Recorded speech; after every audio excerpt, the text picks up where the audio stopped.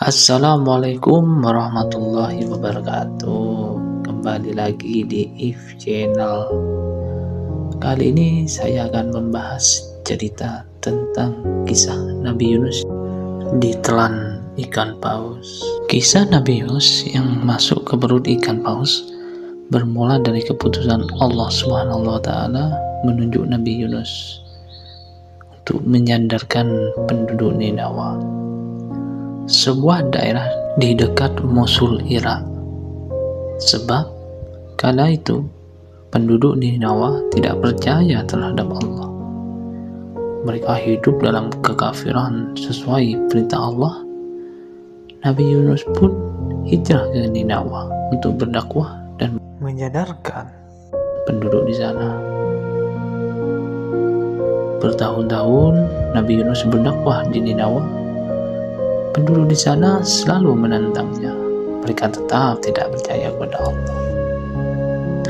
Setelah berdakwah cukup lama, mereka juga tidak mau berubah untuk menyembah Allah. Menghadapi penolakan tersebut, Nabi Yunus menyerah dan memutuskan pergi meninggalkan Ninawa. Padahal saat itu Allah belum mengizinkannya. Nabi Yunus seraya memperingatkan mereka akan azab Allah yang akan datang seiring kepergiannya. Rupanya apa yang diperingatkan oleh Nabi Yunus kepada penduduk Ninawa benar terjadi. Setelah kepergiannya, langit tiba-tiba gelap gulita. Kemudian datang badai dan angin kencang yang menumbang pohon-pohon dan membuat batu terlempar. Penduduk Ninawa yang ketakutan kemudian bertobat kepada Allah Subhanahu wa taala.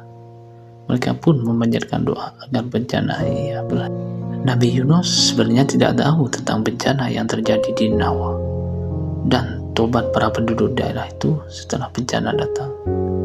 Sebab Nabi Yunus sudah terlanjur menaiki kapal dan berlayar di laut. Namun tiba-tiba kapal yang ditumpangi diterpa gelombang besar.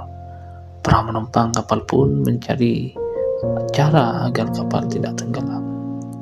Salah satunya dengan mengurangi muatan kapal termasuk penumpang yang mereka bawa.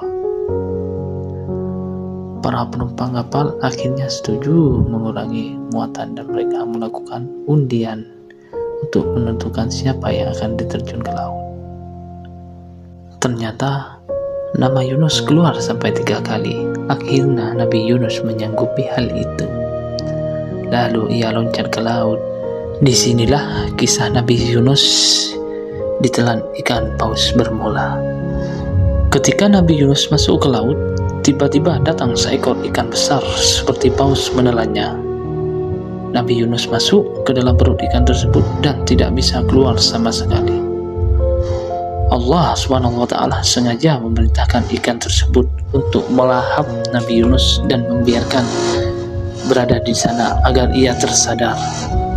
Maka dari itu ikan tersebut tidak melahap daging dan tulang Yunus.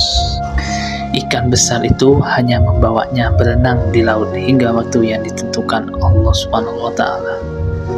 Sebagian ahli tafsir menyebut Nabi Yunus berada di dalam laut perut ikan selama seharian. Namun sebagian lainnya menyatakan Nabi Yunus ada di perut ikan selama 3 hari. Bahkan ada pula yang mengira sampai 40 hari lamanya. Di dalam perut ikan, Nabi Yunus sadar bahwa ia sudah bertindak sebelum mendapatkan izin Allah Subhanahu wa taala. Maka dari itu ia bertobat seraya terus berdoa meminta ampun kepada Allah Subhanahu wa taala. Doa Nabi Yunus dipanjatkan seperti yang bertuang dalam surat Al-Anbiya ayat 87. La ilaha illa anta subhanaka inni kuntu minadh dhalimin. Yang artinya tidak ada Tuhan selain Engkau, Maha Suci Engkau, sungguh aku termasuk orang-orang yang zalim. Setelah memanjatkan doa dan bertasbih kepada Allah Subhanahu wa taala, Allah pun mendengar doa dan permintaan ampun dari Nabi Yunus. Dan kemudian Allah memerintahkan ikan paus itu untuk meloloskan Nabi Yunus di sebuah pulau. Lalu Allah memberikan lampu untuk Nabi Yunus makan dan domba betina agar susunya bisa diminum oleh Yunus. Setelah makan dan minum, Nabi Yunus kembali ke Ninawa dan terkejut karena penduduk di sana sudah bertobat. Nabi Yunus alaihissalam bertemu kembali dengan kaum yang telah bertobat setelah sebelumnya menolak ajarannya. Mereka hidup damai dalam agama Allah SWT. Dari kisah Nabi Yunus alaihissalam mengajarkan bahwa kita semua berhak mendapatkan pengampunan Allah ketika kita bertobat dengan tulus. Kita dapat belajar dari Ninawa yang segera mengubah jalan hidup mereka setelah mendengar pesan Nabi Yunus.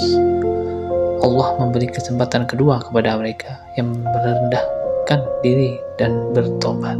Semoga bermanfaat bagi kita semua. Amin.